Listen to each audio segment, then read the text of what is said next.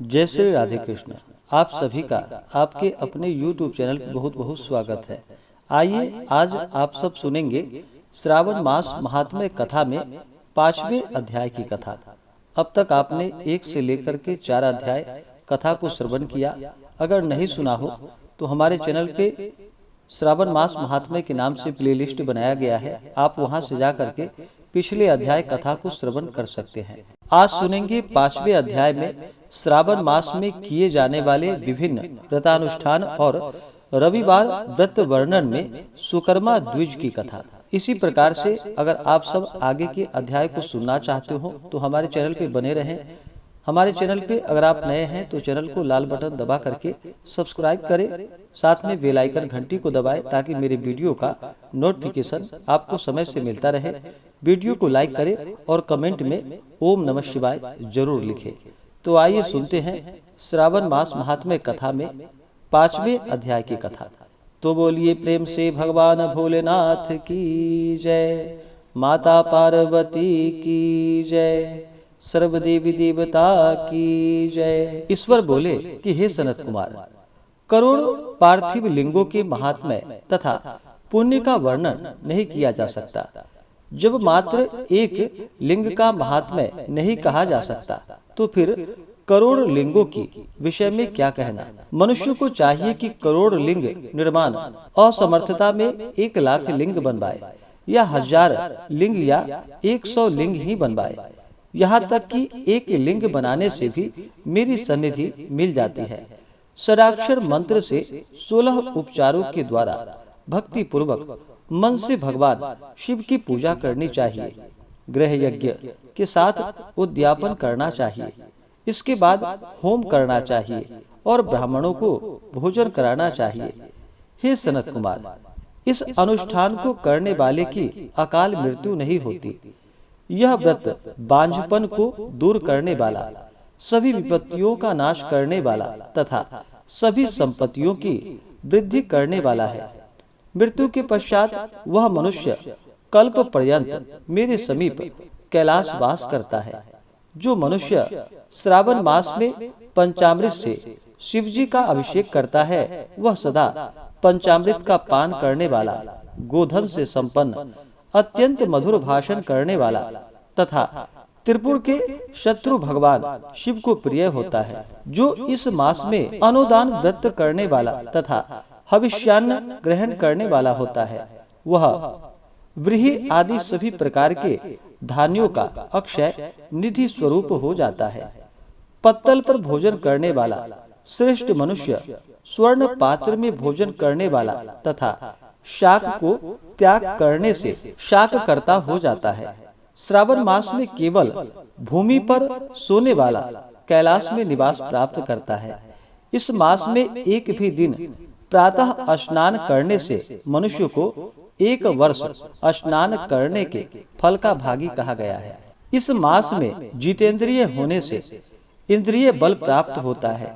इस मास में स्फटिक, पाषाण, मृत्तिका, मरकत मणि, शिष्टि, पीठी, धातु, चंदन, नवनीत आदि से निर्मित अथवा अन्य किसी भी शिवलिंग में, साथ ही किसी स्वयं आविर्भूत न हुए लिंग में श्रेष्ठ पूजा करने वाला मनुष्य सैकड़ों ब्रह्म हत्या को भस्म कर डालता है। किसी तीर्थ क्षेत्र में सूर्य ग्रहण या चंद्र ग्रहण के अवसर पर 1 लाख जप करने से जो सिद्धि होती है वह इस मास में 1 बार के जप से ही हो जाती है। अन्य समय में जो 1000 नमस्कार और प्रदक्षिणाएं की जाती है उनका जो फल होता है वह इस मास में 1 बार करने से ही प्राप्त हो जाता है। मुझको प्रिय इस श्रावण मास में वेद पारायण करने पर सभी वेद मंत्रों की पूर्ण रूप से सिद्धि हो जाती है। श्रद्धा युक्त होकर इस मास में 1000 बार पुरुषोक्त का पाठ करना चाहिए अथवा कलयुग में उसका 4 गुना पाठ करना चाहिए अथवा वर्ण संख्या का 100 गुना पाठ करना चाहिए अथवा वह करने में असमर्थ हो तो आलस्यहीन होकर मात्र 100 पाठ करने चाहिए। ऐसा करने वाला मनुष्य ब्रह्म हत्या आदि पापों से मुक्त हो जाता है। इसमें कोई संदेह नहीं है। गुरु पत्नी के साथ संसर्गजन्य पाप के लिए यही महान प्रायश्चित है। इसके समान पुण्यप्रद, पवित्र तथा पापनाशक कुछ भी नहीं है। पुरुषुक्त के जप के बिना इस मास में एक भी दिन व्यतीत नहीं करनी चाहिए। जो मनुष्य इस फल को अर्थवाद कहता है वह नरकगामी होता है। इस महीने में शमिधा, चारु, तिल और घृत से ग्रह यज्ञ होम करना चाहिए। शिव के रूपों का भली भांति ध्यान आदि करके धूप, गंध, पुष्प, नैवेद्य आदि से पूजन करनी चाहिए और अपने सामर्थ्य के अनुसार कोटि होम, लक्ष होम अथवा 10 सहस्त्र होम करना चाहिए। व्याहृतियों ओम भूः, ओम भुवः, ओम स्वः के साथ तिलों के द्वारा भी यह ग्रह यज्ञ नामक होम किया जाता है। हे सनत कुमार, इसके बाद अब मैं वारों के व्रतों का वर्णन करूंगा, आप सुनिए। हे अनघ, उसमें सर्वप्रथम मैं आपको रविवार का व्रत बतलाऊंगा। इस संबंध में लोग एक प्राचीन इतिहास को कहते हैं। प्रतिष्ठानपुर में सुकर्मा नामक एक द्विज था। वह दरिद्र, कृपण तथा भिक्षावृत्ति में लगा रहता था। एक बार वह धान्य मांगने के लिए घूमते घूमते नगर में गया। उसने किसी एक गृहस्थ के घर में मिलकर रविवार का उत्तम व्रत करती हुई स्त्रियों को देखा। तब उसे देखकर वे स्त्रियां परस्पर कहने लगी कि इस पूजा की विधि को शीघ्रता पूर्वक छिपा लो। इस पर वह विप्र उन स्त्रियों से बोला, हे श्रेष्ठ स्त्रियों, आप लोग इस व्रत को क्यों छिपा रही हो? समान चित्त वाले सज्जनों के लिए परमार्थ ही स्वार्थ है। मैं दरिद्र तथा दुखी हूँ। इस श्रेष्ठ व्रत को सुनकर मैं भी इसे करूँगा। अतः आप लोग इस व्रत का विधान व फल अवश्य बतलाइए। स्त्रियां बोली कि हे द्विज, इस व्रत के करने में आप उन्माद तथा प्रमाद करेंगे अथवा भूल जाएंगे अथवा इसके प्रति अभक्ति या अनास्था रखने लगेंगे। अतः आपको यह व्रत कैसे बताऊं?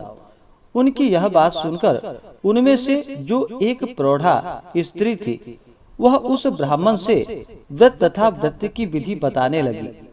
हे ब्राह्मण, श्रावण मास के शुक्ल पक्ष के प्रथम रविवार को मौन होकर उठ करके शीतल जल से स्नान करे।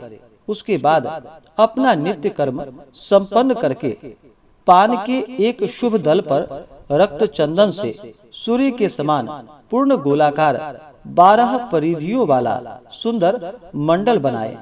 उस मंडल में रक्त चंदन से संज्ञा सहित सूर्य का पूजन करे। इसके बाद घुटनों के बल भूमि पर झुककर 12 मंडलों पर अलग अलग रक्त चंदन तथा जपा कुसुम से मिश्रित अर्घ्य श्रद्धा भक्ति पूर्वक सूर्य को विधिवत प्रदान करे और लाल अक्षत, जपा कुसुम तथा अन्य उपचारों से पूजन करे। उसके बाद मिश्री से युक्त नारिकेल के बीज का नैवेद्य अर्पित करके आदित्य मंत्रों से सूर्य की स्तुति करे और श्रेष्ठ 12 मंत्रों से 12 नमस्कार तथा प्रदक्षिणाएं करे। उसके बाद 6 तंतुओं से बनाए गए सूत्र में 6 ग्रंथियां बनाकर देवेश सूर्य को अर्पण करके उसे अपने गले में बांधे और पुनः 12 फलों से युक्त वायन ब्राह्मण को प्रदान करे। इस व्रत की विधि को किसी के सामने नहीं सुनानी चाहिए।